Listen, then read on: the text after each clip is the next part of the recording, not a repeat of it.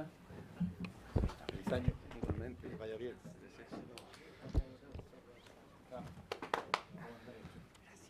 Estamos bien. Hay una cita. Mañana mejor. Eso es bueno. ¿Sí? En alguna parte escuché eso. ¿Dónde ponemos cuenta acá? El nombre del acta de la, hay No. que dar lectura a esto Ah, y ya, después ya, me da la perfecto. palabra. Una parte escuché esa frase. Muy buenos días. Primero señalar que el acta de la primera sesión número 1 se da por aprobada por no haber sido objeto de observaciones. El acta de la sesión número 2 queda a disposición de las señoras y señores diputados. El señor secretario dará lectura a la cuenta. Señor presidente, se ha recibido oficio enviado por el secretario general de la Cámara de Diputados, mediante el cual comunica que la sala no accedió a la solicitud de la comisión en orden a autorizar que sesione simultáneamente con ella. Esa es la lectura de la cuenta. Muchas gracias. ¿Algún comentario sobre la cuenta? No, solo comentario. No, no, solo un comentario. Yo creo que vamos a tener que ver y hoy día ponernos de acuerdo en los próximos invitados. Y como tenemos 120 días, viene el receso durante febrero, tenemos que ver si la hora y media que tenemos dispuesta los días miércoles es tiempo suficiente como para poder desarrollar desarrollar todas las invitaciones y escuchar a todos los invitados que queremos tener acá. Entonces, vamos a tener que conversarlo en su momento. No se contabiliza, no, es hasta junio. Hasta junio no se contabiliza eso ni las semanas distritales. Pero de todas maneras, es importante que en una hora y media quizás no alcanzamos a hacer el trabajo correspondiente. No, hasta junio la comisión investigadora, así que no hay ningún problema, pero es un tema que tenemos que conversar porque tenemos los invitados acá y la idea es terminar en las sesiones con los invitados, de tal manera de no hacerlos venir de nuevo, salvo que surjan otras preguntas. Pero, dicho lo anterior, vamos a dar por iniciada la segunda sesión de esta comisión investigadora, que tiene por el propósito recibir nuevamente al comandante en jefe del Ejército, don Humberto Oviedo, quien dará respuesta a las interrogantes planteadas por los señores diputados en sesión del 23 de diciembre del año 2015. Agradecemos también al ministro, que entiendo que viene acompañando, pero que se tiene que retirar en un rato más. Así que vamos a iniciar digamos, la exposición de respuestas del general Oviedo, sin perjuicio que ahora como presidente me voy a tomar la libertad de hacer mis preguntas de tal manera que podamos complementarla con lo que usted tiene que responderle al resto de los diputados, ¿ya? Entonces tengo algunas preguntas que me gustaría anotar, se las voy a pasar por escrito, así que no es necesario que la anote necesariamente para efecto de evitar que... Dígame. Sí, dígame. Presidente, quedó una serie de peticiones que se iban a hacer al Ministerio, al Ejército. ¿Eso va a ser vía oficio? Vía oficio. Esperamos entonces el oficio. Yo estoy recabando la información de esa, pero esperaré entonces el oficio para poder contestar. Vamos a esperar que lleguen el resto de los diputados para determinar los oficios correspondientes. Hay dos oficios que tengo anotado que hay que solicitar y que le vamos a pedir al secretario que nos pueda redactar. Uno dice relación con si hay otras instituciones de las Fuerzas Armadas que tengan contratos anteriores o vigentes con las 6 empresas involucradas que ustedes han planteado en su exposición. Y el segundo oficio, el que pidió el diputado Rincón, que dice relación dónde están los fondos de excedente de la ley reservada del cobre, que es un oficio más bien al Ministerio de Hacienda, y cuál es el movimiento que ha habido de estos fondos, en qué bancos se encuentran, etcétera, etcétera. Esa es la segunda. No sé si tiene alguno más que usted... No, presidente, era en esa lógica que la idea nuestra es colaborar y lo más pronto posible. Yo estoy pidiendo la información a cada institución, pero quería preguntar si metodológicamente esperaba el oficio para poder hacer... Vamos a mandarlo hoy día mismo, apenas lleguen el resto de los diputados, para aprobarlo. Los diputados... Presidente, la comisión tiene quórum suficiente para funcionar. El señor ministro tiene que retirarse. Yo creo que sería importante que pudiéramos adoptar el acuerdo de despachar simplemente los oficios sin esperar que lleguen los atrasados.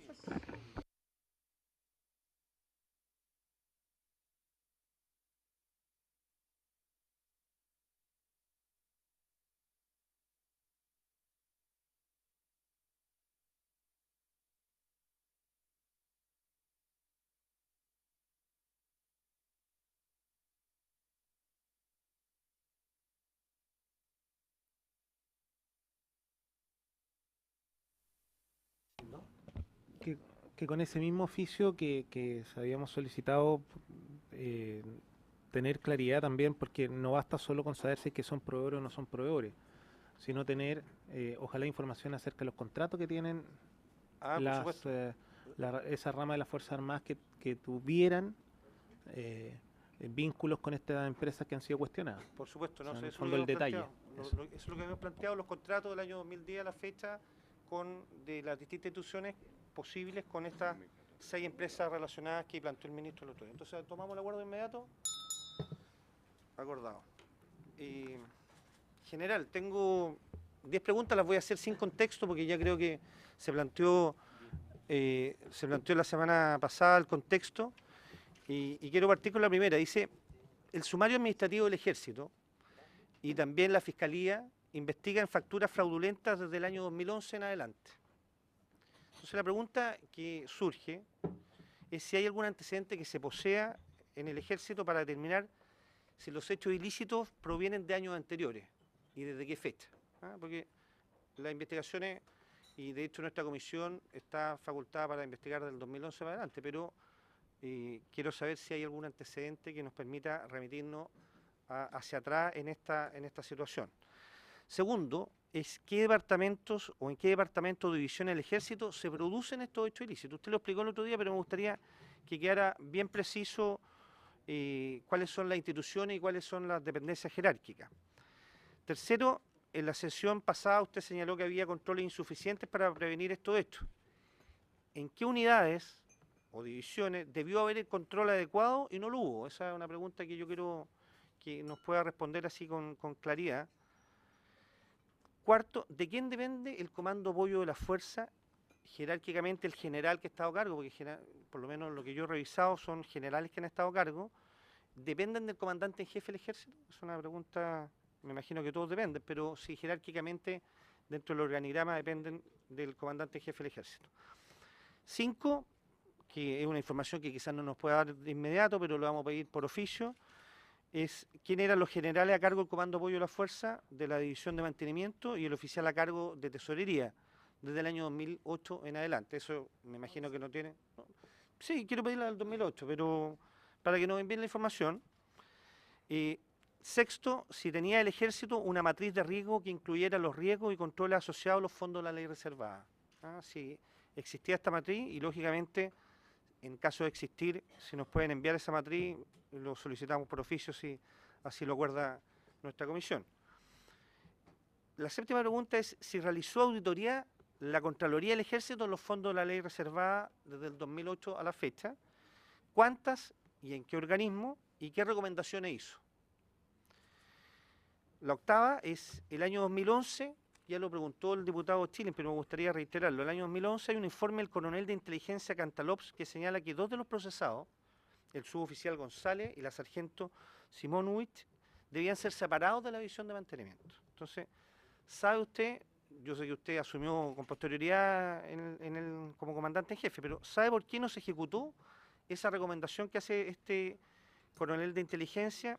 ¿En qué fecha, dentro del mismo texto, en qué fecha dejaron de pertenecer estas 2 personas a la división de mantenimiento?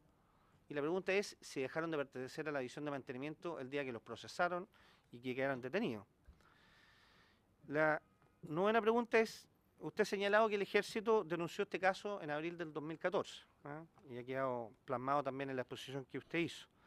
Entonces, una pregunta que a mí me surge es que, ¿qué explica que en marzo del 2015 se siguiera contratando vía mercado público a una de las empresas involucradas, particularmente Inversión y Comercial Capellán por parte del Ejército? Digo vía mercado público porque no estamos hablando de una contratación de la ley reservada, que me imagino que ni siquiera hay licitación, sino que directamente dentro del presupuesto, el año 2015 todavía se hizo una licitación en que se contrató a la empresa Inversión y Comercial Capellán por parte del Ejército, con órdenes de compra que llegan hasta noviembre del 2015. Entonces, mi pregunta es, ¿por qué no se tomaron las medidas con anticipación, sabiendo que ya existía esta empresa con problemas de irregularidades?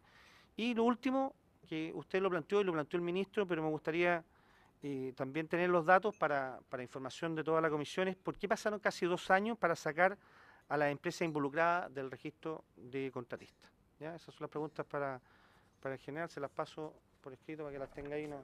Sí, le pasamos a todos los que tengan. Ministro, ahí están las preguntas. Pues. Si pueden pasar para allá para que las tengan todos. Y lo último, al señor ministro, porque sé que se tiene que ir, dice relación con, planteó en su exposición que uno de los sistemas de control que habían eran las auditorías ministeriales. Entonces me gustaría saber qué auditorías ministeriales se desarrollaron en relación a los fondos de la ley reservada a partir del año 2010 en adelante. ¿Ah? Si hay esa auditoría, si hubo recomendaciones en esa materia, y si no, nos puedan mandar esa información después por oficio. Y lo último, muy breve, dice relación con una materia que quizá el Contralor nos pueda responder, el Contralor del Ejército nos pueda responder, y lo dejo con esa posibilidad, más bien quizá el ministro no tenga los antecedentes, que vimos que el sistema o el ciclo de los proyectos funciona a través de un decreto del Ministerio de Hacienda y del Ministerio de Defensa que determina dos posibilidades, o se trata de un proyecto de inversión en material bélico, o también se puede tratar de mantenimiento del potencial bélico, que es el MPB. Entonces, la pregunta que me surge es, ¿el fraude se produce con saldos del mantenimiento potencial bélico o en general en decretos del mantenimiento potencial bélico, o en saldos de compra de armamentos que finalmente no se rinden por parte del Ejército y quedan ahí un poco dando vuelta y se hacen con cargo a esa lista o a esos decretos? Yo creo que quizá una información que no posee el ministro lo puede saber el Contralor, pero interesa saber, para efectos prácticos, dónde cargan estas facturas, o si se cargan, pueden ser que se carguen a ambos efectos, a compra el material bélico en saldos que después no se han rendido adecuadamente, o al mantenimiento del potencial bélico, que es lo más probable, porque es un bolsillo payaso bastante amplio. Así que esas son las preguntas. No sé si el ministro quiere, sin perjuicio de todas las preguntas que quedaron de los señores diputados. Presidente, para no cometer situaciones que probablemente es necesario determinar bien, en esta última pregunta yo entiendo que el problema se genera en el MPB. Eso... Pero como la pregunta es más amplia, quisiera que eso nos permitiera contestarlo por escrito para tener más precisión y no cometer algún error respecto a este punto.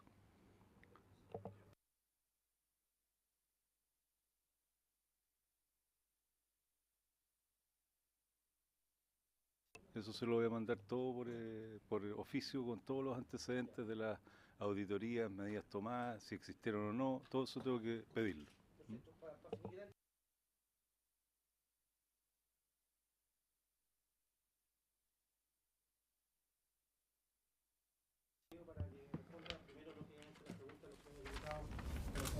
Y después las que le acabo de entregar. Muchas gracias. Bien, muy buenos días, señor presidente, por intermedio suyo a todos los diputados de la comisión. Y tal como se planteó en la sesión pasada, quedaron las preguntas de distintos miembros de la comisión, y yo lo que voy a hacer es tratar de, en forma ordenada, ir refiriéndome a cada uno de los comentarios y las inquietudes que ellos plantearon, a fin de poder dilucidar lo más que se pueda, y así, si no fuese posible, entregar la información tal por escrito también, que ustedes quieran ampliar para poder llegar a la mejor solución de lo que está aquí en revisión. Con respecto al diputado don René Zafirio, él planteaba fundamentalmente algo con respecto a los involucrados que han sido sometidos a proceso y cuáles habían sido sometidos a proceso. También planteaba presumiblemente la posibilidad de que aquí existiese una asociación ilícita, dado que resultaba curioso que esto recayera solamente en un coronel y en 5 suboficiales y en un proveedor. Por tanto, eso también es lo que tengo que tratar de dilucidar. Con respecto a los montos y los involucrados, en la exposición quedó manifestado que la cantidad de facturas que están siendo investigadas son 2.224, y en el monto de esas facturas, y eso lo quiero aclarar, es un monto de 6.400 millones que están en revisión. Eso no significa que el fraude sean 6.400 millones. Eso obviamente se va a poder dilucidar una vez que termine primero el sumario nuestro interno y lo más importante, lo que está haciendo también el ministro en visita, el señor Astudillo, y la fiscal Chong en la Fiscalía, en el Ministerio Público. Por tanto, esa situación jurídicamente va a poder ser dilucidada una vez que termine eso. Pero nosotros quisimos ver lo máximo, quisimos ser súper transparentes, digamos, en ese sentido, decir que lo que está en revisión son 6.400 millones de la totalidad de factura. Ahora, el ministro puede pedir más facturas también, y un poco adelantándome a la inquietud del presidente, que el hecho de que hayan hasta el 2011 es porque nosotros hemos revisado en las de auditoría facturas que, si ustedes piensan, esto surge con una factura que se detecta el año 2014. Por lo tanto, no contento con eso, y al ver que habían aristas, empezaron a revisar 2013, 2012, 2011, y ahí es lo que ha habido hasta el momento. Ahora, el señor ministro Astudillo puede pedir facturas que vayan más allá, y eso nosotros estaremos justamente dispuestos a entregar todo, como nos corresponde, toda la información que sea requerida. En relación a los personal involucrados, las personas involucradas son 5 miembros del Ejército, y también, como ustedes escucharon, ya algunas empresas proveedoras han sido imputadas y han sido citadas con fecha de enero. Por lo tanto, ahí la fiscal Chong verá la situación jurídica de esas personas. Actualmente no hay ningún proveedor o persona de los proveedores que esté preso, no así los 5 funcionarios militares, uno en retiro y otros con retiro temporal, que están detenidos actualmente en el Regimiento de Policía Militar. Ahora, mayores involucrados en la organización, yo no puedo dejar por cerrada, ¿no es cierto?, que haya más involucrados. Por lo tanto, yo quisiera despejar que esto no solamente va a recaer en el coronel o en los 4 suboficiales. Esto tendrá que determinarlo en la medida que el ministro Astudillo pueda citar a más personas, y la citación obviamente no involucra que vaya a haber un procesamiento, pero pudiese haber procesamiento de más personas. Eso yo no lo puedo descartar y quiero ser claro en eso. Lo que sí, responsablemente tengo que decir que hoy día hay 5 personas procesadas y presas. En cuanto también me presentaba el diputado Zafirio, la evaluación de los controles que fueron vulnerados, ¿no es cierto?, en cuanto a, y que también coincide con lo que manifestaba el presidente, el diputado Piloski, obviamente que hubo controles que fueron vulnerados. Aquí hay una norma de controles que está vigente y no están inexistentes. Hay un proceso que está normado, pero obviamente que el fraude cometido por personas fue involucrado a ver cómo vulneraban los sistemas de control y estaban insertos en pasos del sistema de control. Ahora, se generaron oportunidades también de tiempo, que eso pudiese ser, y una revisión que nosotros estamos haciendo, la prolongación de ciertas personas en cargos determinados. Por una parte, uno busca también el expertise, que toda organización busca, pero nos dimos cuenta también que ese expertise pasa a ser peligroso cuando hay un conocimiento muy profundo de cómo el sistema puede ser vulnerado. Por lo tanto, pasa a ser una lección aprendida para nosotros que hay una necesidad de rotación lógica en estos cargos que son críticos, tanto de oficiales como de suboficiales. Por lo tanto, eso de verdad es para nosotros una lección y que vamos a tener que corregir, y que de hecho ya se ha pedido la rotación en un 40% en ambas organizaciones, tanto del Comando de Apoyo a la Fuerza en el Departamento de Control Financiero, como en la División de Mantenimiento en las áreas donde se producen estos procesos, y también en la Tesorería del Ejército. Ahora también los actos delictuales fueron elaborados no solamente con la máquina fraudulenta al interior del Ejército, sino también con los proveedores. Por lo tanto, es más complejo aún cuando hay concomitancia, ¿no es cierto?, de personas tanto al exterior como al interior de la institución. Y con respecto a la asociación ilícita, obviamente que eso el ministro, cuando hay ya concordancia de 2 o más personas, pudiese llegarse a la definición que pudiese haber existido una asociación ilícita, y eso lo tendrá que terminar el señor ministro Astudillo. Lo que sí debo insistir entonces que los controles no fueron los suficientes para las medidas que estaban puestas, ¿no es cierto?, asumiendo la condición de la honorabilidad de las personas, de las condiciones que buscan, ¿no es cierto?, la buena fe de la organización, y que fueron vulnerados con el conocimiento que yo les acabo de mencionar. La mayor sensibilidad de los puntos débiles, hoy día esto es fundamental verlos con varios puntos de control que tenemos por la ley. También se me consultaba acerca de la posibilidad de extender esto en cuanto a las medidas tanto de investigación de seguridad personal que nosotros tenemos como regulación de seguridad militar, como también las que exige la ley para las declaraciones de interés y de patrimonio. que hoy día están reguladas por ley solamente a jefes de departamento y a oficiales superiores.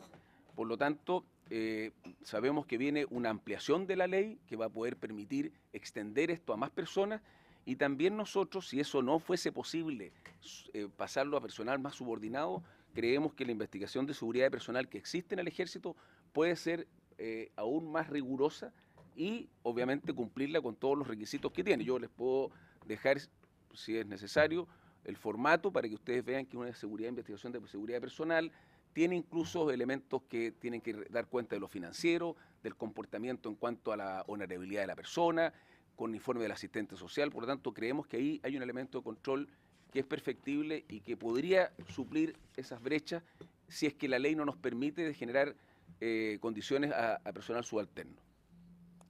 Con respecto al señor diputado Ulloa, él comentaba y quería que pudiera yo entregar elementos con respecto al sumario. Tengo que decir que el sumario sí es posible, una vez que haya terminado la pieza sumarial, poder estar a la vista, y obviamente que sí el ministro Astudillo lo puede y lo pidió por parte de la investigación que él sigue, y que está en disposición de la Fiscalía, pero a la comisión yo tendría que solamente una vez que esté terminada la pieza sumarial.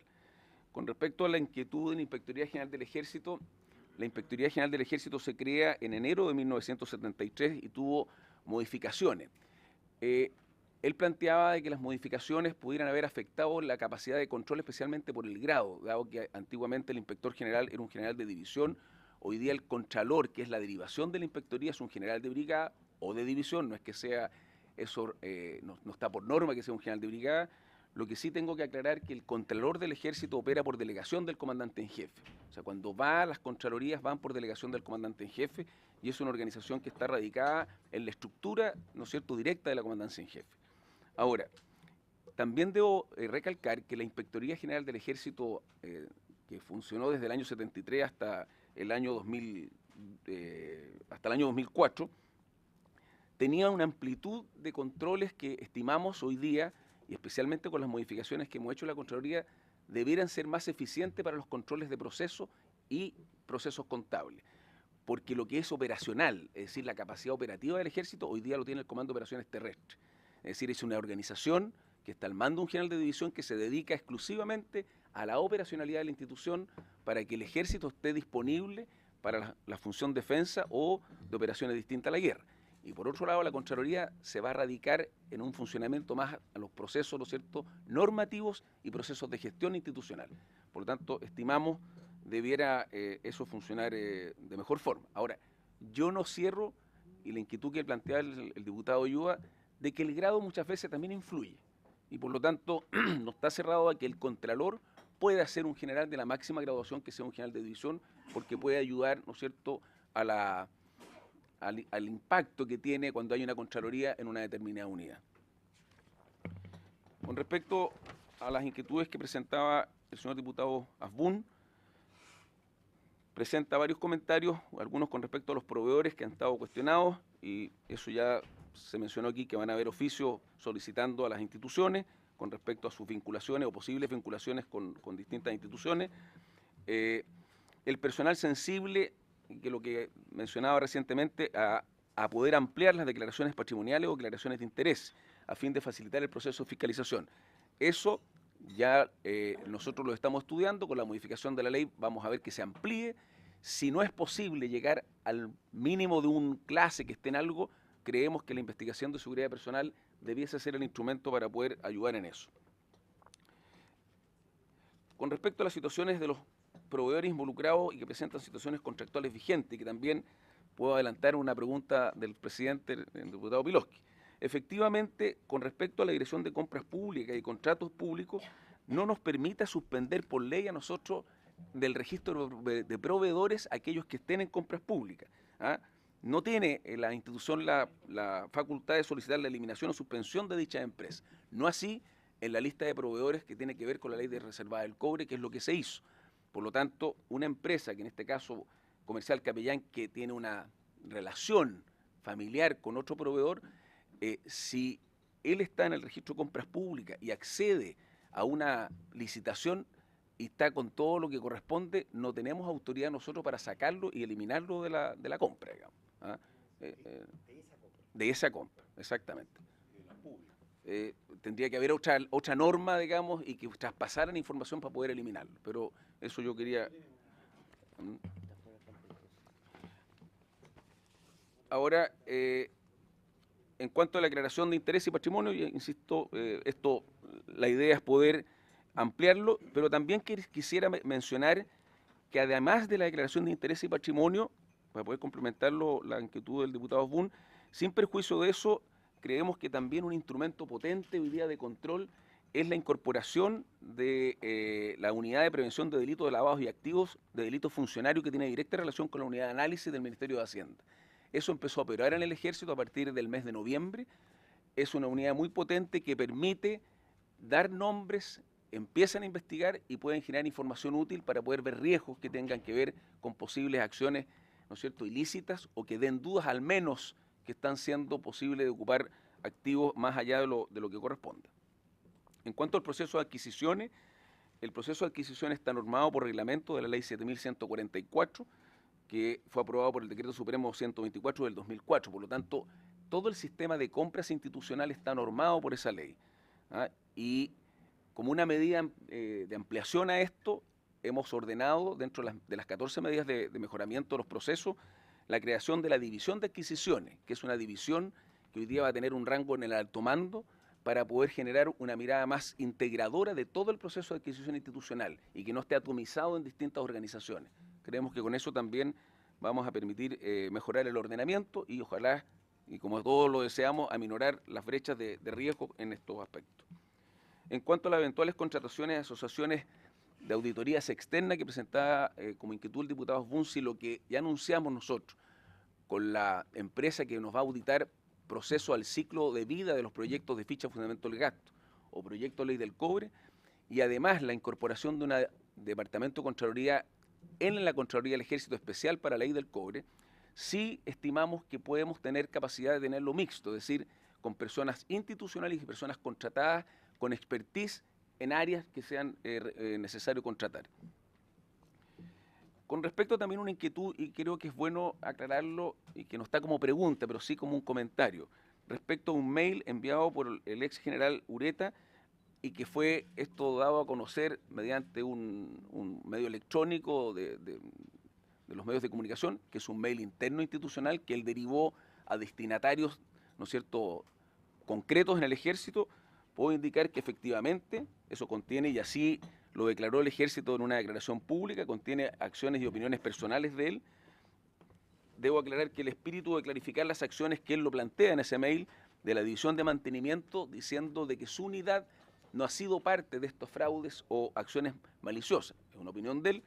Lo que sí yo debo indicar aquí, claramente, que la información que pueda haber sido establecida en ese correo está a disposición, obviamente, del ministro en visita y será también analizado en el sumario interno. Por lo tanto, no hay ningún halo de protección, ni tampoco de que aquí no se vaya a determinar información que pueda haber sido surgido en este correo y que es de público conocimiento. Con respecto a comentarios y preguntas ejecutadas por el diputado Tellier, en sus comentarios primero menciona y pregunta, ¿no es cierto?, los mecanismos de control que pueden haber sido ineficientes o que fallaron. Yo quiero insistir en eso. Las acciones de controles que fueron vulneradas se dieron fundamentalmente de acuerdo a lo que nosotros estimamos, primero porque esto fue un fraude, fue una acción ilícita de concomitancia, ¿no es cierto?, para poder vulnerar los sistemas de control existentes. Las personas que estaban en esos lugares tenían mucha experiencia, estaban en puestos claves. También creemos que es por la posibilidad de falta de rotación en cargos sensibles, en un acostumbramiento de un manejo de información por largo tiempo. También estimamos que los actos delictuales fueron por una máquina fraudulenta bien ejecutada y maliciosamente pensada, digamos, ¿ah? Y otra cosa que también es importante es que una organización como la nuestra funciona también en la confianza y en la honorabilidad de las personas que tienen cargos y que se les entregan, ¿no es cierto?, responsabilidades, y que esas fueron vulneradas, y obviamente pasa a ser también una lección de poder corroborar que las investigaciones de seguridad personal toman más valor que antes. Insisto que los controles, si bien es cierto, no fueron suficientes, dado lo que les menciono, Lo que sí también tengo que decir con claridad es que no son inexistentes. Es decir, existe una norma y toda una mecánica de control. Con respecto a la no detección de la vía licenciosa del cabo Primero Cruz, yo creo que la muestra más clara de esto es el haber vulnerado, ¿no es cierto?, los sistemas que no fueron capaces de detectar detalles de la vida personal del cabo Cruz. Y eso efectivamente es una vulnerabilidad que tuvo la investigación de seguridad personal que le corresponde a él tener, que estaba vigente al año 2011 y que a lo mejor, ¿no es cierto?, en los costumbres de su cargo no fueron, y eso es lo que el sumario tendrá que determinar, si no fueron puestas al día en función de responsabilidades que él tenía ya por un largo tiempo. Porque estas investigaciones tienen que ser actualizadas en un curso de 2 años, 3 años, o se entregan responsabilidades nuevas con respecto a un cargo. También manifiesta el diputado Tellier la posibilidad y deja entrever de que pudiese haber un manto protector sobre los hechos. Yo quisiera ser enfático en esto y quisiera, como comandante en jefe, decir claramente que, y lo he dicho públicamente, que no vamos nosotros a defender ni tampoco estamos amparando a ningún tipo de delincuente en la institución. Por lo tanto, la demostración de poner esto en poder de la justicia, el levantar un sumario inmediatamente, poner los antecedentes que correspondan, es la idea justamente que no quede en ningún ámbito, ni en la comisión investigadora, ni en la opinión pública, que haya un hábito protector de personas que han delinquido. Eso yo les quiero dar la seguridad de que cualquier otra persona que esté relacionada con el caso y sea inquirida por la justicia, así lo va a hacer el ejército, incluso también dentro del sumario. Yo quiero recordarles que el sumario ya fue puesto en disposición del ministro Astudillo y el sumario sigue en curso, por lo tanto el ministro Astudillo podrá requerirnos a nosotros también otros elementos del sumario que estaremos, ¿no es cierto?, en disposición para entregarlos y poder compartirlos con él. Por lo tanto, yo quisiera dejar en claro de que descartar cualquier posibilidad de la existencia de algún círculo de protección de personas. En cuanto al tiempo transcurrido de la detección a la situación puntual del día 2 de abril, yo reconozco, ¿no es cierto?, que uno puede decir 3 años es un tiempo prolongado, que es un tiempo importante. Lo que sí debo decir que, dada la situación de detección del problema, inmediatamente se hizo la denuncia y los procedimientos que correspondan a dónde tiene que ir, ¿no es cierto?, este tipo de denuncia. Por lo tanto, lo importante es ver que lo realizado se actuó diligentemente y en cuanto a todo lo que sea del proceso, de esclarecerlo lo más rápidamente posible, tanto en la justicia como en el procedimiento interno y de la misma comisión investigadora. Los montos involucrados, creo que eso ya está bastante abordado. Debo insistir que se desconoce la cantidad de facturas que han sido adulteradas hasta que no se puedan detectar en los peritajes que está haciendo el ministro Astudillo y también el sumario interno del Ejército. En cuanto a las inquietudes presentadas por el diputado Marcelo Chilling,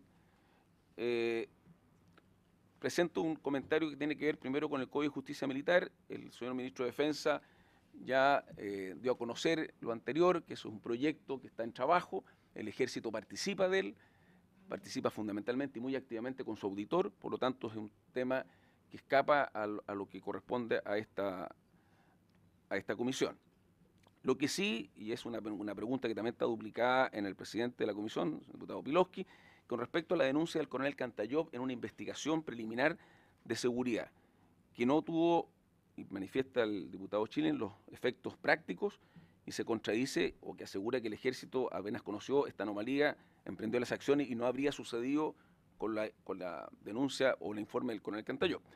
Lo que tengo que agregar es que la investigación del coronel Cantayop es del año 2011 y efectivamente se efectúa una investigación a petición del propio comandante de la División de Mantenimiento de la época, en base a una denuncia que hace un clase del sistema, y que está, eso no lo puedo decir, por lo tanto genera un círculo virtuoso de denuncia y el comandante de la división ordena la investigación. Esa investigación tiene un resultado, como es obvio, y ese resultado es el que hoy día, ¿no es cierto?, está siendo analizado tanto en el sumario como por el propio ministro Astudillo, dado ver si hubiesen negligencias o acciones impropias o incompletas de producto de la información que está entregada en esa investigación. Lo que sí yo quisiera no relacionar esto con la denuncia del fraude que surge el día 2 de abril y que se denuncia, ¿no es cierto?, a los tribunales y el sumario que corresponde al interior del Ejército. O sea, aquí el conocimiento que tiene la autoridad de la institución en el año 2014, se pone en práctica todas las denuncias que correspondan. Lo que sí está siendo investigado es que si ese informe preliminar que ordenó el División de Mantenimiento de la época no haya tenido los efectos o los resultados, ¿no es cierto?, que pudiesen hoy día especularse que podrían haber adelantado acciones de las que estamos hoy día lamentando. Con respecto a la relación de empresas bajo investigación, yo quisiera ser muy responsable en esto y el Ejército con las empresas que ha habido, ¿no es cierto?, denuncio de facturas que han tenido problemas, las ha puesto a disposición de la justicia. Ahora, la relación de otras empresas que pudieran estar siendo investigadas no me corresponde a mí darlas a conocer, dado que es parte de la investigación que siga el señor ministro Astudillo y la fiscal Chong. Por lo tanto, yo no puedo descartar ni asegurar lo que se mencionaba de una lista de otras empresas o proveedores que pudieran estar siendo investigados. Con respecto a la designación de una mayor como fiscal militar, las designaciones de fiscales corresponden a la justicia militar, no tienen relación directa con la institución. Por lo tanto, la jerarquía de un fiscal, si bien es cierto, apareciera en forma, ¿no es cierto?, para la opinión pública que no conoce el detalle, como que una mayor no pudiera investigar. Una fiscal puede investigar a toda la jerarquía militar. Incluso con el trato no le puede decir mi mayor o mi general, sino que se trata de su señoría y la persona que da de testigo. Eso funciona así y así opera, digamos. Ahora, si no hay comprensión de eso, bueno, es un poco a lo mejor esta relación de que dice fiscal militar que piensa que es parte de la jerarquía militar. Cuando está en su función como una fiscal, ella hace la autoridad, ¿no es cierto?, de justicia, por lo tanto no tiene relación con el grado. Independientemente de eso, hoy día sabemos que hay un ministro en visita para evitar cualquier tipo de suspicacia con respecto a esto, que está en un nivel, ¿no es cierto?, superior en el nivel de la Corte Marcial. Eso era lo que yo había rescatado de las distintas inquietudes de los señores diputados y ahora pasaría entonces a las preguntas del presidente que no hayan sido despejadas en lo que yo acabo de mencionar.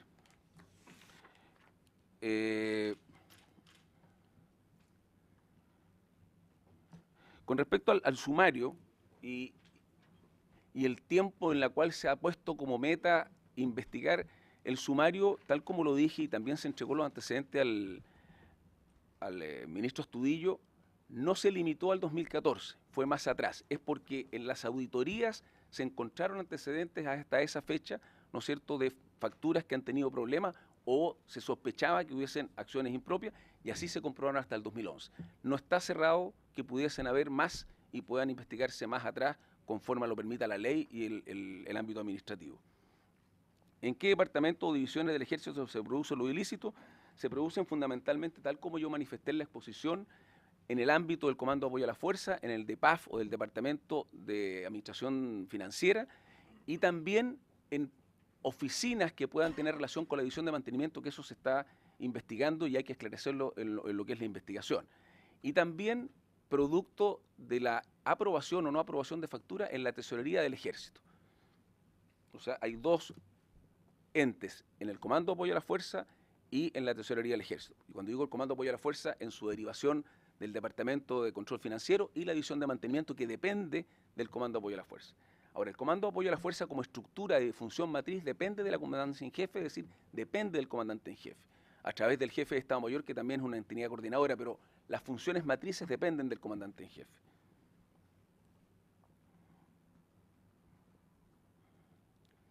Con respecto a los controles insuficientes o que fueron vulnerados y en qué unidades debió haber control adecuado y no lo hubo, tal como lo manifesté, el control se hace en las distintas instancias.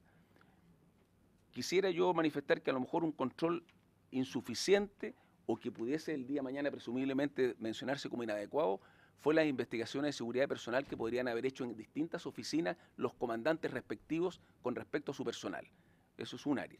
Con respecto al poder detectar el hecho fraudulento de falsificar una factura, timbre o firmas, yo creo que ya es más complicado y eso es lo que hoy día están haciendo los peritajes y el ministro podrá determinar si hubo alguna acción de imprudencia, de mal acción funcionaria o definitivamente alguien que cometió el delito.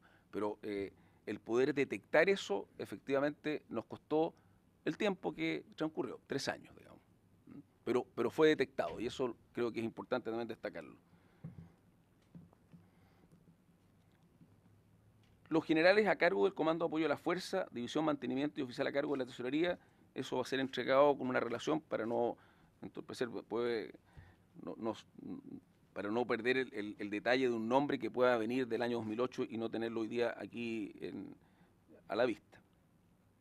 Con respecto a la matriz de riesgo de la ley reservada del cobre, la ley reservada del cobre al día de hoy se controla base a lo que es la ¿no es cierto?, normativa del Consudena y que hoy día eso sigue vigente. Hay una norma que tiene ciertos protocolos, no está en la lógica de una matriz de riesgo, no tiene ese procedimiento, dado que eso, creo yo, la matriz de riesgo tienen una cosa bastante más nueva. Lo que sí, tal como lo manifesté dentro de las 14 medidas de perfeccionamiento, nosotros hemos levantado una matriz de riesgo institucional con respecto a los procesos, macroprocesos institucionales y los procesos subsidiarios de cada función matriz. Por lo tanto, sí responsablemente puedo decir que el año 2016 nosotros vamos a tener una matriz de riesgo institucional y que también estamos compartiendo con la auditoría ministerial a través de los procesos que ellos van a hacer con respecto a la ley reservada del cobre, que obviamente es mucho más eficiente tener una matriz que nos permita a través de los objetivos que tiene cada proceso decir dónde hay una función más riesgosa y efectuar los controles sobre ello. La auditoría que corresponde a la Contraloría General del Ejército, tal como yo lo manifesté en la exposición, le corresponde hacer los consolidados de las rendiciones de cuentas. Y efectivamente la Contraloría tiene al día las rendiciones de cuentas. Esas rendiciones de cuentas son los consolidados contables que tienen que ver con los gastos que tienen ficha, fundamento del gasto o proyectos de ley reservada del cobre. Y esos están al día y esos son los que se remiten, ¿no es cierto?, si son solicitados por la Contraloría General de la República. Y por lo tanto ese es el procedimiento. Lo que sí nosotros los tenemos al día de hoy, esos contables a disposición tanto de la Auditoría Ministerial como de la Contraloría General de la República. O sea, es la revisión de todo el proceso contable. Por eso que yo mencionaba que dentro de las 14 medidas de perfeccionamiento se creó un departamento de Contraloría especial, ley reservada del cobre. Y que es lo que preguntaba el diputado Fun, si nosotros íbamos a compartir esto con personal con expertise adicional a la institución, y nosotros decimos que sí, que van a haber personas contratadas para poder tener una mirada más de características auditoras y no solamente de procesos contables.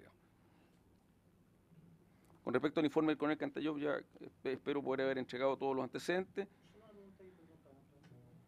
quién se le entrega ese informe y quién era el responsable de tomar medidas o las sugerencias que plantea el informe? El informe se le entrega a la misma persona que lo solicitó, en este caso el comandante de la División de Mantenimiento de la época.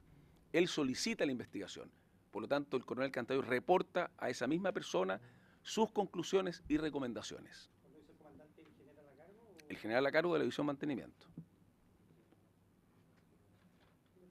Eso era la persona que estaba al mando el año 2011, diciembre del 2011, que nosotros le vamos a hacer llegar la...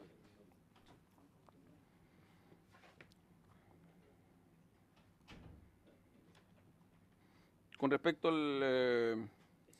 perdón. Ese informe, disculpe, presidente, ¿ese informe llega al Comando de Apoyo a las Fuerzas? No necesariamente. Eso es lo que debería investigar el sumario y el ministro estudia, por cierto, que él tiene el informe. ¿Ah? Pero pregunta el diputado Ulloa si ese informe debiese llegar al... El informe en puridad llega a la persona que lo solicitó. Y la persona que lo solicita, al ver la gravedad o no gravedad, tiene que optar a un procedimiento. Yo quisiera homologarlo con lo que pasó en abril del 2014.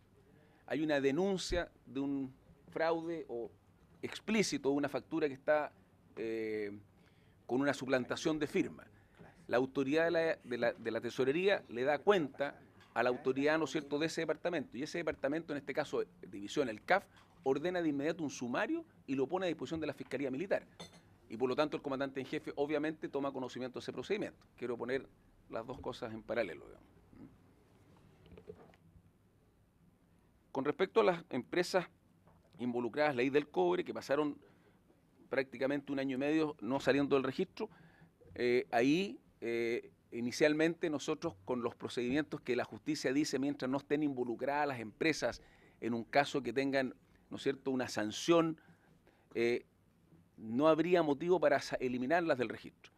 Sin perjuicio de lo anterior, a riesgo de tener una demanda, el ejército sí hizo el sacarlos de los registros por razones obvias, ¿no es cierto?, de que había un involucramiento explícito, pero no judicial todavía, no así que hoy día la fiscal Chong, ¿no es cierto?, ya tiene procesado a uno de los proveedores. Por lo tanto, ahí diría yo está la explicación por qué se demoró el ejército 1 año y medio en sacar de la lista de proveedores ley del cobre a estas empresas que estarían y estaban siendo mencionadas en este proceso.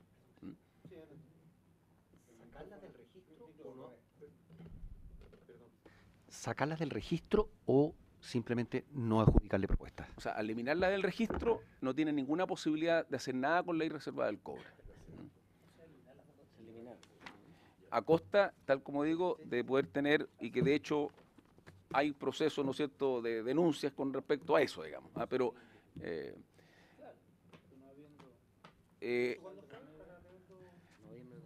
noviembre del 2015 me menciona que la eliminación absoluta del registro de proveedores.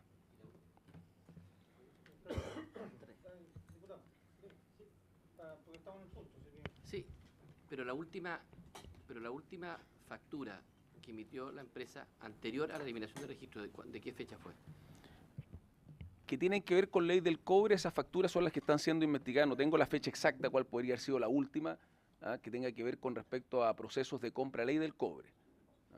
No tengo en este momento el registro cuál podría ser la última fecha. Ahora, eso no significa que esa factura sea falsa o no haya sido un proceso lícito de compra con respecto a una factura que se haya emitido anterior a la eliminación del registro. Porque la pregunta que uno se hace es cuando hay la más mínima sospecha de que la empresa puede haber sido parte de un fraude, ¿cómo automáticamente nos encienden las luces rojas y se le elimina el registro o se le suspende al menos? Bueno, aquí no ocurrió eso. No, sí se puede. Tema de prudencia, ¿no? Desde el punto, claro, desde el punto de vista reglamentario, lo que estamos haciendo es modificar el reglamento que permite que en estos casos, y hemos sido en la modificación bastante riguroso, se pueda tomar esa medida hacia el futuro. Pero hacia atrás no existía norma que permitiera el sacar por sospecha. Eso sería ilegal que se saque por sospecha a un proveedor. En este caso, lo que ha dicho el general es que en los casos de las 5 empresas se tomó una decisión porque hay ya un proceso de involucramiento real, pero no podríamos nosotros sacarlo simplemente por una sospecha. Y así lo explicaba anteriormente lo que significa respecto a las compras públicas, que es un proceso distinto. Pero estamos modificando el reglamento precisamente para eso.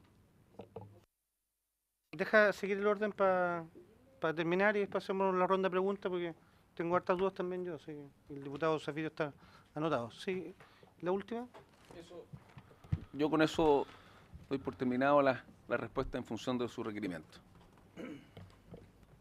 Ya, la última, usted me dice que la sacaron del registro contratista el año 2015, ¿cierto? Noviembre del 2015. ¿Y cuál fueron qué explica que saca el noviembre del 2015 y no antes? Porque todavía no se formaliza a ninguna persona en relación a esa empresa, por lo tanto no hay un cambio judicial que se produzca en esta materia. Entonces, ¿cuál fue la razón? Hay un cambio judicial de un par de proveedores que yo lo mencioné en la exposición.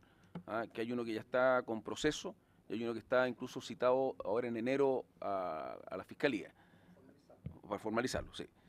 Ahora, tal como se mencionó, la medida, en medida que nosotros teníamos más antecedentes de involucramiento, ¿no es cierto?, en el caso, es posible que nosotros pudiéramos adoptar una medida que incluso va más allá de lo que nos permite el reglamento, por una medida de prudencia, pero a costa, tal como digo, incluso de tener una acción de perjuicio a la institución que tendríamos que disputarle a los tribunales, digamos. Diputado Ulloa y diputado Monker. Este tema es muy Diputado Ulloa, por supuesto. Muchas gracias, presidente. Disculpe, es solo para señalar de que la Comisión de Defensa, precisamente antes del mes de noviembre, cuando vino el señor Contralor del Ejército, nosotros preguntamos por qué no se modificaban y la verdad es que no había, el reglamento lo impedía, por tanto lo que ahí pedimos al ministro fue que se cambiara el reglamento. Lo recuerdo perfectamente que esa explicación se dio en esa sesión de la Comisión de Defensa. Nada más, gracias. Diputado Zafiro, diputado Monker y diputado Letelier. Gracias, presidente. Presidente, yo quisiera entregar algunos conceptos que creo que marcan de alguna manera, por lo menos desde mi punto de vista, el sentido de esta investigación. Yo creo que lo mejor que pudiera ocurrir para el Ejército, para las Fuerzas Armadas y para el país es que como fruto de esta comisión investigadora se llegara o se arribara a la conclusión de que no existía ninguna irregularidad. Porque estamos frente a una institución permanente de la República, nosotros pretendemos y aspiramos a que los procesos administrativos y el manejo de los recursos públicos en todo el ámbito del acontecer nacional sea transparente. Y claro, desearíamos que situaciones de esta naturaleza no solo no se produjeran, sino que estuvieran a suficiente recaudo de modo permanente y que los controles operaran. Sin embargo, yo no puedo dejar de agradecer las expresiones del señor comandante en jefe del Ejército, porque creo que, y lo debo decir con mucha franqueza, que ha entregado más información, si no más información, a lo menos más opiniones que las que pudiéramos haber esperado originalmente. Porque ha hecho afirmaciones que dan cuenta lamentablemente de lo contrario. Ha sostenido, comillas, no puedo dejar cerrado que haya otros involucrados. Con lo cual, el comandante en jefe del Ejército, por su intermedio presidente, nos dice que hay que tener la suficiente cautela porque estos procesos de defraudación al fisco a través de la administración de los recursos del Ejército pudieran estar ejecutándose aún en otras áreas del Ejército o incluso no saber todavía con exactitud las dimensiones de lo que estamos investigando. Lo segundo que ha afirmado es que los controles fracasaron. Comillas, los controles no fueron suficientes. Y me alegra que se asuma que debe ampliarse la declaración de intereses y patrimonio. También afirma, y me parece importante para el curso de la investigación, el que se sostenga categóricamente que la Contraloría actúa por delegación del comandante en jefe. En consecuencia, hay un vínculo institucional directo entre las labores del Contralor y la comandancia en jefe del Ejército. Me parece oportuna la decisión del Ejército en cuanto a la creación de la división de adquisiciones, y concluye el comandante en jefe diciendo que esto fue un fraude, claramente. Y esa es una afirmación que se valora porque claramente se da a entender en los hechos de que no existe ánimo de proteger delincuentes independientemente de la institución en que estén. Lo atribuye a una falta de rotación, a un manejo arbitrario, indiscriminado de la información, y habla de una maquinación maliciosamente pensada. Y aquí yo quisiera en 30 segundos decir que desde mi punto de vista el país necesita, por su intermedio presidente, señor comandante en jefe, dos cuestiones que son básicas. Lo primero es que se sancione ejemplarmente a quienes hayan tenido responsabilidades en estos hechos. Y lo segundo es que el Ejército esté en condiciones de garantizarle a los chilenos que a futuro no se van a repetir situaciones de esta naturaleza, pero situaciones que no solo tengan que ver con el manejo de los recursos financieros que el Estado pone a disposición del Ejército, sino también en responsabilidades propias de la defensa, que es lo más, que es desde mi punto de vista tanto o más importante que lo que estamos investigando. Y por último, me parece que hay que recordar, porque fui parte de esa negociación política, que junto al exministro de Justicia, el señor Bulnes, y al exministro de Defensa, don Jaime Rabinet, siendo subsecretario don Óscar Izurieta, ex comandante en jefe del Ejército, se arribó a un acuerdo con motivo de una extensa huelga de hambre de comuneros mapuches en la ciudad de Temuco. Y ese acuerdo consistía en ingresar el año 2009 una nueva propuesta de modificación orgánica al Código de Justicia Militar. 2011. Perdón, a ingresar al 2011. A junio del 2011 la propuesta del nuevo Código de Justicia Militar. Ese compromiso, la verdad es que se diluyó en el tiempo. Ahora termino diciendo que con la información que hemos recibido del señor comandante en jefe, presidente, me parece que depende exclusivamente de nosotros valorar también la información que nos ha aportado el señor ministro de Justicia, cómo se baja de Defensa, es que estuve con él como ministro de Justicia de la Comisión de Constitución, cómo se baja esta investigación para lograr ir desmenuzando, si se puede usar el término, las responsabilidades que trascienden las propias del comandante en jefe. Gracias, presidente. Diputado Monker, después diputado Letelier y diputado Fulvio. Gracias, presidente. Me he convencido en estas sesiones y además con todo lo que se ha sabido que de esta lamentable y grave noticia, si hay algo positivo es que tenemos que ser tremendamente categóricos en un antes y un después en términos de los controles internos. A mí siempre me llama la atención, me ha llamado la atención, y no es un tema de este año ni siquiera de los últimos años, que esto no, aun cuando los montos involucrados son impactantes, pero no son hechos nuevos. Siempre uno ve en la Contraloría auditorías del Ministerio de Defensa tan comunes como de otros ministerios, impugnando procesos de licitación, encontrando que el proveedor, y no me refiero en particular al ejército, sino que a todas las ramas, que el proveedor era pariente de un ex uniformado, es un ex uniformado, y uno dice, bueno, se van sabiendo estas cosas y uno espera que la reacción, particularmente de ramas de las Fuerzas Armadas, sea drástica, inmediata, categórica. Sin embargo, uno no ve ese cambio tan categórico. Y llegamos a este escándalo, permítame decirle con franqueza, por eso digo que es una oportunidad, que me cuesta, en mi condición de abogado, compartir su apreciación de que este fue un fraude pensado, maliciosamente planificado. Al revés, cuando hay una factura que es físicamente falsa, ¿de qué sofisticación estamos hablando? Es una factura que no es ni siquiera ideológicamente falsa. Hubo facturas físicamente falsas, que nunca tenían iniciación de actividades, que cualquier servidor salta. Y estamos hablando de montos demasiado altos para sostener que el control de gastos tampoco fue una barrera. ¿Sabe qué va? Sin una institución, yo sé que estamos hablando de fondos millonarios, pero estamos hablando de que se defraudó mucho dinero como para que diga, oye, no estaremos aumentando mucho el repuesto. Entonces, falla desde el punto de vista financiero el control. Hay una factura físicamente falsa, es decir, donde es como la que yo le hiciera, la podría hacer yo en el computador de mi casa. Entonces uno dice, la factura falla, la contabilidad falla, el contador que tiene la factura en su registro y que probablemente la tiene que entregar en su contabilidad como gasto, falla, impuestos internos tampoco la detecta.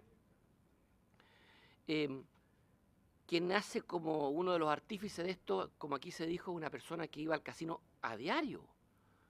Falla el control de recursos humanos. También es algo que no es sofisticado, pero a diario. Se interviene aparentemente, según entiendo, se está investigando un computador para ocultar información. Se interviene un servidor. Y respecto al registro contratista, yo, ministro, difiero de su apreciación. Y creo que no es bueno sostener quizás la respuesta más simple, decir, mire, mientras no modificamos el reglamento, o sea, yo tendría que deducir de su respuesta, ministro, que si no se modifica el reglamento, el ejército está obligado a trabajar con esa empresa contratista. Y no es así, pues, porque hay un proceso previo que ante la más mínima sospecha lo habilitaba a usted a decir, no le voy a adjudicar, no voy a comprar los supuestos repuestos a una empresa que al menos tenemos sospecha, me voy a ir por otra. O sea, una cosa es que usted no lo pueda sacar del registro contratista sin modificación del reglamento. Otra cosa distinta es que usted esté obligado a comprar a esa empresa teniendo sospecha. Entonces, son cosas completamente distintas. Resumen, si hay algo que podemos hacer como comisión a partir de todos estos antecedentes que me parecen absolutamente graves y burdos en algunos casos, no en todos, en algunos casos, es que podamos concluir con controles que de efecto no estaban operando y que creo que y que creo que son básicos en términos de la administración de esta cantidad de recursos. Eso, presidente.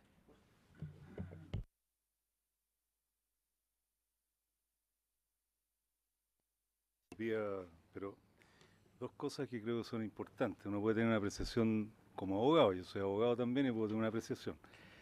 Lo que sí es relevante decir que desde la perspectiva del futuro, que es lo que nosotros estamos buscando y realizando, es establecer todos los medios de control que impidan que esto se vuelva a repetir.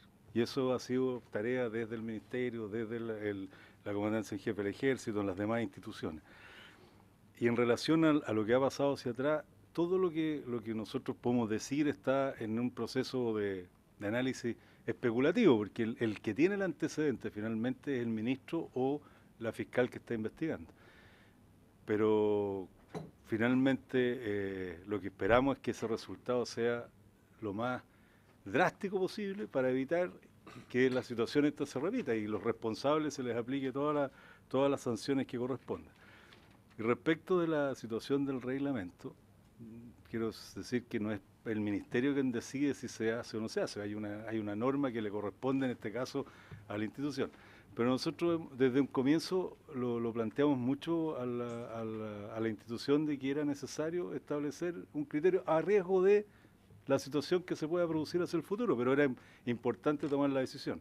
Y eso es lo que se hizo finalmente. Yo creo que lo relevante es que vamos a hacer la modificación. Y esa modificación va a permitir después tener una proactividad mayor que no existía hoy día.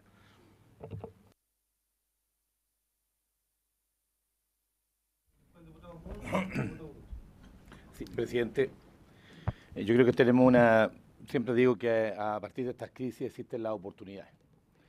Y yo quiero, por su intermedio, presidente, tanto al comandante en jefe como al ministro, decirle que esta es una gran oportunidad. Pero de verdad, o sea, el escepticismo, si usted va a la calle, el 95% de la gente no nos cree, ni a ustedes ni a nosotros, sobre este tema puntual. Porque no es la primera vez que estamos acá en una comisión investigadora sobre estos temas. Entonces, si aquí no hay una señal, si el 2011 había una propuesta sobre el código y no hay respuesta en el 2016, ¿de quién depende esto? El ministro dice, bueno, de las instituciones. Los compromisos se escriben con la mano y a la vuelta de la esquina ya no están otra vez. Entonces, la oportunidad existe, ¿eh? Y la señal que hay que dar de una vez por todas, porque además los medios comentan que nuestro país, al parecer, en los últimos tiempos seguimos de mal en peor desde el punto de vista de la transparencia, de la imagen nacional e internacional, y bueno, las Fuerzas Armadas no escapan a ello. Pero esto no es una cosa nueva. O sea, si uno quisiera juntar cuánto bochorno, escándalo hay, pues tendríamos, a lo menos, me faltarían dedos en la mano. Y lo que yo pregunté y no me respondió general el otro día es que, ¿cómo se puede determinar 6.400 millones de pesos si ni siquiera tenemos el control de las facturas? O sea, todavía estamos diciendo, es que parece que estamos investigando, o sea, no puedo hacer. ¿Sabes lo que pasa, general? Don el presidente, es que en las redes se habla de muchísimo más dinero. En las redes de información, pero de muchísimo más dinero. Entonces, uno no puede, acá en una comisión de investigación, decir, al parecer, también cuesta explicarle a la opinión pública 5 controles violados. Y lo que además espera, por su intermedio presidente, comandante en jefe, ministro, es que ojalá no resulte como siempre que el hilo se corta por lo más débil. Y termina siendo la suboficial o el suboficial el responsable de todo esto. Es una oportunidad. Generales, es una oportunidad. Porque como lo dije anteriormente, no nos gustaría nuevamente que desfilaran en comisiones investigadoras, porque hay más cosas. Usted sabe, comandante en jefe, su intermedio presidente, que hay más cosas que investigar fuera de este escándalo. O sea, tenemos las empresas que hacen mantención a tanto a ustedes como a Carabineros, que es otro tema, pero quiero solamente agregar que no estamos frente a un tema, que será materia de otra investigación y otro expediente, pero yo quiero, señor presidente, decir que es una gran oportunidad. General Oviedo, usted tiene la posibilidad hoy día de que haga una limpieza, ¿ah? Que dé pruebas reales para afuera, que objetivamente aquí no se va a hacer lo que se ha hecho antes. La gran oportunidad. Y si esto no ocurre ahora, francamente, como dije en mi intervención en la sesión anterior, no creen en estas comisiones. No creen en su versión. Señor Ministro de Defensa, señor Comandante en Jefe, señor Fiscal, sobre estas materias. Yo lamento, pero creo que tenemos una oportunidad. Estamos en una situación no fácil, pero es una gran oportunidad para que nos limpiemos de verdad de fondo. Diputado Fun, después diputado Rutia y diputado Chile. Gracias, presidente. Yo me quedo y entiendo que han existido una serie de situaciones anómalas producto de la falta a lo mejor de control o de fiscalización, que efectivamente la metodología que se utilizaba no era la adecuada para poder mantener cierto control en relación a los gastos en el ejército. Pero me quedo con las palabras del ministro de Defensa y también del propio general Oviedo. O sea, yo creo que lo que está en el pasado es difícil que lo podamos resolver. El tema aquí son dos cosas. Uno, que esto obviamente no quede en la impunidad, que efectivamente existan sanciones drásticas para quienes son los responsables. Y por otro lado, aprender la lección para que este tipo de situaciones no vuelvan a ocurrir. Y en ese sentido apunta básicamente a los mecanismos de control, y yo creo que a la información que nosotros hemos pedido desde la sesión anterior, los oficios que se están pidiendo al ministro de Defensa y también al Ejército, eso va a venir un poco a complementar y a contrarrestar las inquietudes que nosotros tenemos en relación a cómo se va a fiscalizar o cómo se va a controlar de aquí en adelante. Sin duda es una situación bastante compleja. Yo no creo que sea fácil para un ministro de Defensa que venir a dar la cara por algo que a lo mejor no tiene responsabilidad directa, porque él está en un cargo a un tema que es posterior es anterior a su nominación como ministro, y el caso del comandante en jefe del Ejército es exactamente lo mismo. Lo importante es que dentro de nosotros las conclusiones podamos contar también con las propuestas que apunten básicamente a hacer las modificaciones legales que permitan tener control directo, no solo de las instituciones de las Fuerzas Armadas, sino que también del propio Ministerio de Defensa, en cómo mantener cierto control en relación a los gastos que puedan tener las distintas ramas de las Fuerzas Armadas. Yo en eso me quedo y espero, y tengo la confianza que así va a ser, que el Ministro de Defensa nos pueda hacer llegar propuestas concretas. Creo que lo que nosotros tenemos que esperar ahora es ver cómo enfrentamos el problema de aquí para adelante. Y lo que decía el diputado Letelier, efectivamente, a lo mejor hay un problema de credibilidad, pero es porque se generan falsas expectativas en relación a los roles que tienen las comisiones investigadoras. Muchas veces la opinión pública cree que nosotros somos jueces y que nosotros podemos dictar sentencias. Y eso no es real. Nosotros no tenemos facultades que nos permitan, en el fondo, hacer algo distinto a lo que hemos desarrollado en este último tiempo. O sea, tampoco es mucho más lo que nosotros podemos hacer en relación a la fiscalización. Pero sí nosotros tenemos el poder de poder crear propuestas concretas para que este tipo de situaciones no vuelvan a ocurrir, tener la información que permita que la justicia pueda determinar los grados de responsabilidad no solo administrativas, sino judiciales en aquellas personas que sean o estén vinculadas a estos procesos. Pero finalmente, insisto, que lo más importante, y por intermedio suyo, presidente, solicitarle al ministro de Defensa propuestas concretas en relación a cómo se va a solucionar los problemas, cómo se va a evitar de que situaciones como esta no vuelvan a ocurrir, qué mecanismos de control se van a utilizar, y lo mismo también al Ejército. El Ejército ya hizo un planteamiento donde han tomado una serie de medidas en el corto plazo que apuntan básicamente a terminar o generar mayores mecanismos de control. Muy importante, pero por otro lado, poder ver qué tipo de reformas se van a hacer al interior del Ejército que realmente se generen mecanismos de control que sean realmente con metodologías objetivas para evitar que delitos o fraudes sean reiterativos en las distintas ramas de las Fuerzas Armadas. Yo creo que en eso el Ejército tiene mucho que decir. Hay una serie de implementaciones o una serie de propuestas que se van a implementar o que se van a tomar, medidas que se van a tomar hacia adelante, pero yo creo que es bueno también tener cronograma y aterrizarlo un poco más en propuestas concretas. Y lo mismo porque no solo hay de carácter administrativo, sino también hay de carácter legal, y ver desde el punto de vista legal cómo nosotros podemos cooperar para entregarle también mayores mecanismos de control a las distintas ramas de la Fuerza Armada, y en este caso en especial al Ejército, que está, en este caso tiene la investigación en curso y tiene que determinar los grados de responsabilidad. Eso, presidente. Diputado Urrutia, diputado Chile. Gracias, presidente. Bueno, obviamente, presidente, esta es una oportunidad para mejorar los procedimientos internos que tiene el Ejército. Pero decir claramente que esto no es solo, este tipo de fraude no es solo propio del Ejército. ¿Ya? En el sector público hemos tenido fraudes permanentes en los gobiernos regionales, en las empresas del Estado, en los servicios públicos, en los ministerios, en las seremías, en las municipalidades. O sea, fraudes de este tipo existen, ya han existido siempre y van a seguir existiendo por más que mejoremos todos los procesos, porque la inteligencia del hombre es infinita para defraudar. Y le tengo una mala noticia. El hombre es como es y no como quisiéramos que fuera. Eso es así y ha sido toda la historia de la vida. Aquí un grupo de delincuentes que lamentablemente estaban al interior del Ejército cometieron un fraude contra el Ejército, no es un fraude del Ejército. Entonces, perdón, diputado Chile.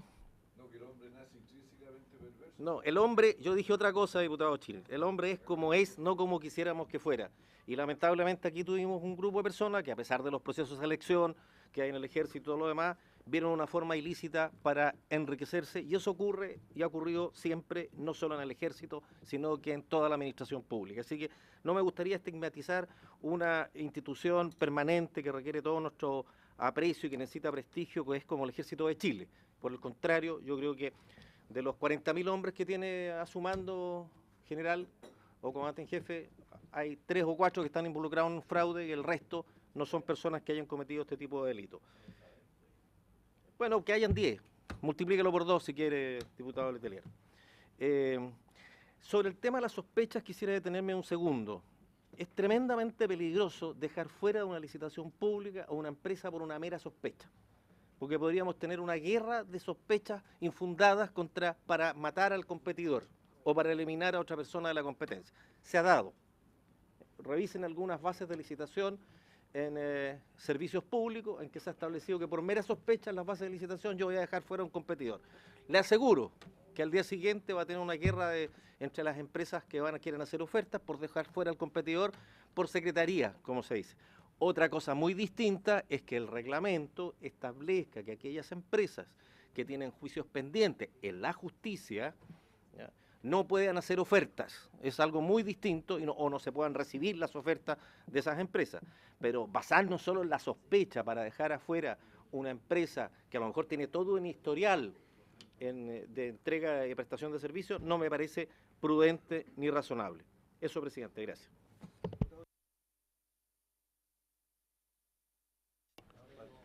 Gracias, presidente. De la abundancia del corazón habla la boca, dicen algunos, ya que se dice tanto de que cada crisis es una oportunidad. También puede ser la oportunidad para catástrofe definitiva. Presidente, mire, yo creo que todo esto que ha ocurrido es realmente lamentable y ojalá no hubiese sucedido nunca ni nosotros estuviéramos sentados aquí conversando de este tema.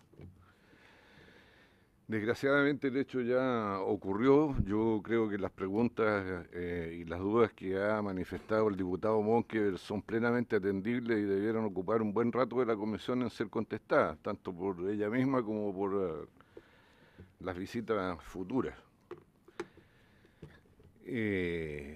Pero esto no es resultado tampoco de la casualidad y no es que 4 bandidos se metieron al ejército. Aquí hay un medio ambiente propicio a cómo ha pasado la cosa porque tiene que ver con la historia de Chile. Y yo quiero partir diciendo que a mí me parece que las Fuerzas Armadas en Chile, incluso a pesar de la modificación constitucional de 2005 que facultó al presidente para remover a los altos mandos, gozan de una autonomía relativa que es fruto de nuestra historia y las desconfianzas que ésta sembró entre las propias instituciones. Y a través de esa autonomía, naturalmente que hay privilegios como estos de administrar cosas fuera de los cánones y de los estándares generales a que están obligados el resto de los servicios públicos. Y facilita las cosas. O sea, yo creo que lo que reseñaba el diputado Monque, lo de las burdas falsificaciones de boletas, lo dice todo, porque en otras partes no pasa tan sencillamente una boleta adulterada físicamente, ya no ideológicamente, como decía él. Ahora, yo creo, señor presidente, que nosotros tenemos que abocarnos a ayudar a establecer la responsabilidad de los hechos, pero no tanto en la maquila delictual, que espero que se encargue la justicia, que parece que cada vez le pone más color a las investigaciones, y ojalá que aquí también actúe con el mismo celo, pero sí establecer la responsabilidad política, que no solo se refiere a los eventuales ministros, mandos y autoridades que pudieron haber estado concernidas en esto, sino que se refiere al ambiente general que ha sido propicio para que estas cuestiones ocurran, entre otras, la administración independiente de fondos tan importantes como los provenientes de la llamada ley reservada del cobre, destinada a equipar bélicamente a las Fuerzas Armadas y la defensa. Señor presidente, lograr el nivel de que se jacta hoy día Chile en el terreno bélico y de la defensa no ha sido sencillo, ¿ah? Y no es un puro problema de lucas. Sin duda que hubo un esfuerzo del país por equipar a sus Fuerzas Armadas en el nivel que hoy día están, ¿ah? Pero esto es fruto de cuestiones mucho más relevantes, no solo de la plata disponible. Quiero decirle que los F-16 en la época de Pinochet, en la dictadura, no habría sido posible comprarlos. Porque fue posible comprarlos porque Chile tiene democracia, no dictadura. Los Scorpene en Francia no podrían haber sido construidos ni comprados en la época de la dictadura. Entonces, está bien, yo entiendo que la historia de Chile puede haber establecido distanciamientos entre unos y otros, desconfianza, autonomías institucionales, pero llegó la hora, señor presidente, de normalizar el país en todos sus planos, no solo en restituirle la gratuidad en la educación, no solo en devolverle sus fueros a la salud pública, no solo en hacer un equilibrio en materia de distribución del ingreso, también en estas materias. Y ya que aquí se recurre tanto al lugar común vulgar de que toda crisis genera oportunidad, en realidad aquí este suceso, que además yo creo que precipitó muchas investigaciones por las denuncias públicas, solo que aquí nunca se reconoce todo como es. Si el de Clinic no hubiera puesto lo que puso, en realidad muchas denuncias ni siquiera estarían en la justicia, ¿ah? No es que solo que yo autónomamente resolví, no. Y aquí la oportunidad es que este suceso enterró la ley reservada del cobre y enterró el actual Código de Justicia Militar. Y para que no estemos en un interregno, yo creo que lo mejor que puede resultar de esta comisión es una recomendación perentoria al Ejecutivo de que estas cuestiones hay que modificarlas y sustantivamente, y así como está normalizándose el país en otras áreas, también se le normalice en este. Gracias. Una pregunta al señor comandante en jefe, si me permite. Dos preguntas. Uno, si existe sistema de contrainteligencia en el Ejército y si el sistema de contrainteligencia tiene por encargo, bueno, vigilar al personal que está metido no solo en el uso de recursos en general, porque aquí estamos hablando de un lugar donde se hace el mantenimiento de equipos sofisticados, que incluso se les da el carácter de secreto o reservado, y yo me imagino que uno se preocupará de que no haya filtraciones en esas materias, porque si la había, es inexplicable que el señor El Cabo se haya convertido en cliente premium del Enjoy de aquí de los Andes. Antes de darle la palabra al comandante en jefe y al ministro para terminar, les quiero entregar al comandante en jefe un oficio que me llegó la superintendencia que pone en situación de que el Cabo Cruz ya estaba yendo al casino el año 2008 y el 2009 ya tenía tarjeta Platinum, eso significa 150 millones de pesos apuesta anual y por lo tanto los hechos, a mi juicio, deberían investigarse a partir del 2008, a lo menos porque ya es un oficio de la superintendencia que quiero entregar para que quede también en la comisión. Lo pedí yo en la sala, pero quiero, entregarlo a la comisión para que usted lo tenga. Entonces, 2008, a lo menos, ya uno de los involucrados invertía, o más bien gastaba 150 millones de pesos en el casino Monticello. Y segundo, lo ha señalado el comandante en jefe, y por qué yo comparto lo que señala el diputado Monkever. El comandante en jefe ha señalado que hay controles insuficientes. Yo he insistido, y lo he dicho en los medios de prensa, que a mi juicio hay controles inexistentes. ¿Por qué? Solamente, si ustedes pueden mirar arriba, esto es lo siguiente: una página web del Servicio de Impuestos Internos que es pública, que uno aprieta, pone el número de RUT y pone el número RUT de la empresa, en este caso lo van a ver ahí ustedes, y el número de documento de la factura correspondiente, uno aprieta y se pone efectuar consulta, y aparece Raúl Fuentes Quintanilla, uno de los involucrados, y dice factura no autorizada. O sea, era lo único que había que hacer para determinar no la compra de servicios o la compra de bienes, sino que facturas materialmente inexistentes, porque, o sea, materialmente existentes, pero que no tenían autorización de impuesto interno, por lo tanto, no tenían vía jurídica estas facturas. Entonces, ¿por qué yo he insistido en este tema? Porque yo entiendo todas las medidas que ha tomado el Ejército y las valoro, las valoré cuando vino el Contralor el 8 de septiembre, las valoro ahora, porque creo que van en la línea correcta, pero yo igual quiero que sea parte de esta comisión, de ver los responsables del año 2008 o 2010 a la fecha, al año 2014, que por qué no se tomaron todas estas mismas medidas de control que hubieran evitado este fraude. Esta es la que le acabo de decir. Esto viene del 2002, que fue después muy publicada el año 2006 con las facturas Publicam, si ustedes se recordarán, pero esto viene del 2002. Se mete cualquier persona en impuestos internos. Entonces, me han dicho que, o dijeron en algún momento que Internet era demasiado lento, que esto es mucho trabajo, pero cuando están involucrados recursos públicos de esta naturaleza, el trabajo es mínimo y el control, a mi juicio, inexistente. Y lo último que quiero entregar, antes de... se lo voy a entregar a la comisión, es que el registro contratista sirve para las compras de la ley reservada del cobre. Así entiendo yo, señor ministro y señor comandante en jefe.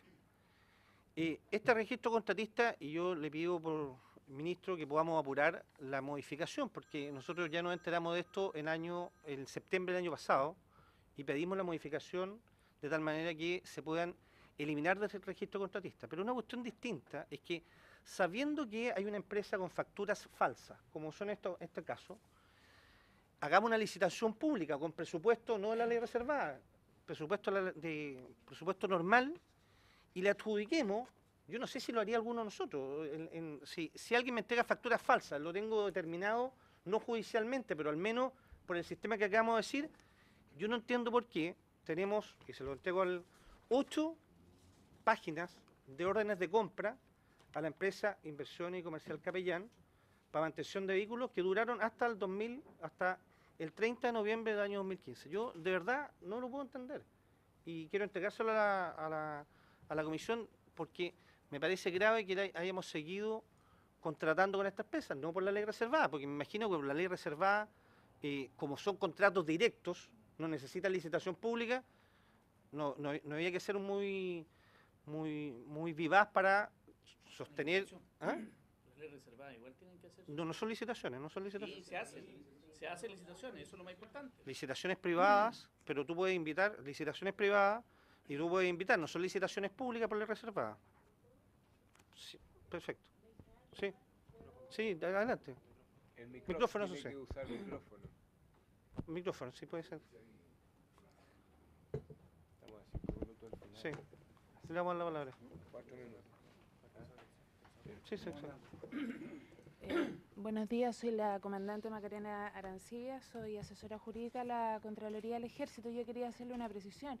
Si usted revisa el reglamento complementario a la ley 7144 que regula todo el procedimiento de adquisiciones con ley del cobre, claramente establece dentro de los procedimientos la licitación pública, la licitación privada y el trato directo. Ahora, de esos tres mecanismos o procedimientos de contratación, yo le diría que en un gran porcentaje las contrataciones se hacen por licitación pública. Algunas, tratándose de materias secretas, se harán por licitación privada, pero me gustaría dejar bien en claro que no es la mayoría de las situaciones que se hacen por trato directo. Usted me está diciendo que Inversiones y Comercial Capellán, entonces, por ley reservada al cobre, se hizo por licitación pública. No, yo no le estoy diciendo eso, simplemente le estoy diciendo que en términos generales el procedimiento de adquisición de ley del cobre tiene distintos mecanismos de compra, por supuesto, dentro de los cuales está la licitación pública. Pregunto no. Respecto al caso particular, no le sabría decir específicamente, porque hay procesos que se hacen dependiendo de los montos involucrados, en que se hace efectivamente, sobre todo en mantenimiento. Por supuesto, entonces hagamos lo siguiente, pidamos un oficio, si les parece a los señores diputados, que nos señalen de las 6 empresas que aparecen involucradas, que el ministro expuso acá, cuáles fueron contratadas por licitación pública en base a la ley reservada al cobre, porque lo que yo entiendo lo que usted plantea, usted tiene las 3 alternativas. Los 3 sistemas, mediante los 3 sistemas, ¿cuáles hicieron por licitación pública, licitación privada y contrato directo? Porque lo que tengo la impresión es que la gran mayoría de estos casos, ojalá me lo confirme o no me lo confirme, es que fueron tratos directos. Entonces, la pregunta es más que el carácter general de cuáles son los 3 sistemas que funcionan siempre y pueden siempre funcionar, y qué pasó en estos 6 casos concretos. ¿Les parece a los señores diputados que podemos mandar eso? Perfecto, ya, y le damos la palabra al comandante en jefe y al ministro. Quiero reiterar. ¿Al comandante en jefe del ejército? Sí, adelante. Presidente, quiero reiterar lo que hemos señalado aquí desde el comienzo de la comisión investigadora. Toda la voluntad de entregar toda la información, por lo tanto, lo que usted solicite lo vamos y los diputados lo vamos a contestar. O sea, en el término de de las 6 empresas, cómo se ha hecho, absolutamente todo. Esa es nuestra postura, así que en ese sentido no queremos entrar a responder si se hizo bien, se hizo mal, eso lo determinará, y ya lo ha dicho el comandante en jefe, hubo quiebres de control, etcétera. Pero lo que ustedes pregunten lo vamos a contestar con la mayor detalle posible para que tengan toda la información. Bien, yo quisiera, de todos los comentarios que se han hecho, intervenciones en función de las ampliaciones de las preguntas, primero poder despejar una situación que creo que es de suma importancia, que se plantee el que si estamos haciendo o no nuestra función de defensa, como se estima, ¿no es cierto?, debiese ser la responsabilidad de la institución. Yo quisiera ser muy responsable en eso. Todo el trabajo, ¿no es cierto?, de entrenamiento, de capacidad militar que se ha podido, ¿no es cierto?, construir, está justamente para ser un instrumento eficiente de la defensa. Y eso yo quisiera que no quedara duda, y esos controles se ejecutan a través del Ministerio de Defensa, con todo lo que corresponda a la operacionalidad de la fuerza. Los instrumentos, ¿no es cierto?, de material bélico que tiene la institución están en una disponibilidad eficiente, eso también es controlado por la Autoridad de Defensa, y creo que también eso debe dar tranquilidad de que la función principal para la cual está el Ejército y que debe tener conciencia obviamente toda la sociedad es para generar eso, la defensa. Y una cosa que no es menor, que también en las pruebas que ha puesto la sociedad chilena, de pruebas a la misma institución en cuanto a operaciones distintas a la guerra, creo que ahí no coincido con lo que dice el diputado Letelier, de que no haya un consenso de la opinión pública en relación a la respuesta que el Ejército ha sido capaz de dar en cada una de las situaciones que nosotros hemos tenido que enfrentar.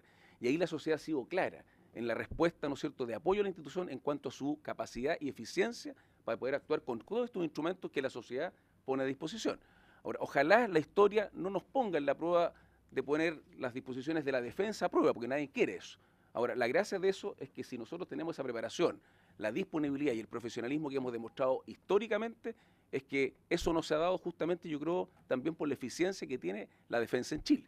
Por lo tanto, yo quisiera aclarar eso. La función primordial de nuestra institución está dada en las acciones. Y esas acciones creo que se han dado claramente en hechos concretos, y especialmente y dolorosamente el 2015, que fueron muchas.